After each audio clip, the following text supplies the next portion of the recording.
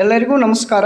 ಇವತ್ತಿನ ಸೆಷನ್ನಲ್ಲಿ KSET exam 2025 Karnataka examination authority ಕಡೆಯಿಂದ ಒಂದು ಇಂಪಾರ್ಟೆಂಟ್ ಇನ್ಫಾರ್ಮೇಷನ್ ಇದೆ ನೋಡ್ರಿ.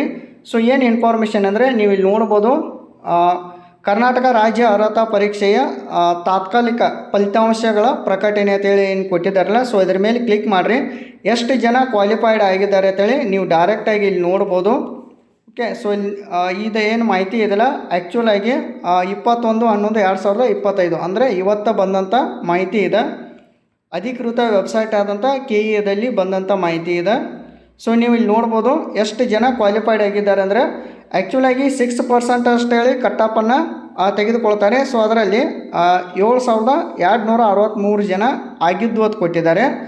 ಇದು 6% ಮಾಡಿದಾಗ, ಬಟ್ ಕಟ್ಟಾಪ್ ನಿಯಮದ ಪ್ರಕಾರ, ಓಕೆ, ಅವ್ರದ್ದೊಂದು ಕಟ್ಟಾಪ್ ನಿಯಮ ಇದೆ. ಸೊ ಅದರ ಪ್ರಕಾರ ಒಟ್ಟು 8,383 ಅಭ್ಯರ್ಥಿಗಳು ಏನಾಗಿದ್ದಾರೆ, ಕೆಸೆಟ್ ಎಕ್ಸಾಮನ್ನು ಕ್ವಾಲಿಫೈ ಆಗಿದ್ದಾರೆ ಅಂತೇಳಿ ಕೊಟ್ಟುಬಿಟ್ಟಿದ್ದಾರೆ. ಓಕೆ, ಸೊ ಇನ್ನು ಕಟ್ಟಾಪ್ ಯಾವ ಥರ ಇದೆ, ಸೊ ಅದನ್ನೆಲ್ಲ ನೀವು ನೋಡಬೇಕಾದ್ರೆ ಏನು ಮಾಡಿರಿ, ಸೊ ಇದೇ ವೆಬ್ಸೈಟ್ ಆದಂಥ KEAದಲ್ಲಿ.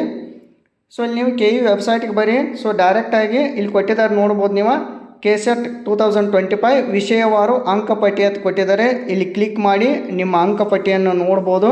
ಸೊ ಇದಾದ ನಂತರ ಕೆಸೆಟ್ 2025 ತಾತ್ಕಾಲಿಕ ಫಲಿತಾಂಶ ಪಟ್ಟಿ ಅಂತ ಕೊಟ್ಟಿದ್ದಾರೆ. ಸೊ ಇದನ್ನು ಕೂಡ ರಿಸಲ್ಟ್ ಕೂಡ ನೀವು ನೋಡ್ಬೋದು. ಸೊ ಇದಾದ ನಂತರ ಕೆಸೆಟ್ 2025 ತಾತ್ಕಾಲಿಕ ಫಲಿತಾಂಶಗಳ ಕಟ್ಟಾಪ್ ಪಟ್ಟಿಯನ್ನು ಕೊಟ್ಟಿದ್ದಾರೆ. ಓಕೆ, ಕಟ್ಟಾಪನ್ನು ಕೂಡ ಕೊಟ್ಟಿದ್ದಾರೆ 21/11/2025 ಅಂದರೆ ಇವತ್ತು ಬಂದಂಥ ಇವೆಲ್ಲ ಮಾಹಿತಿಯಾಗಿದೆ.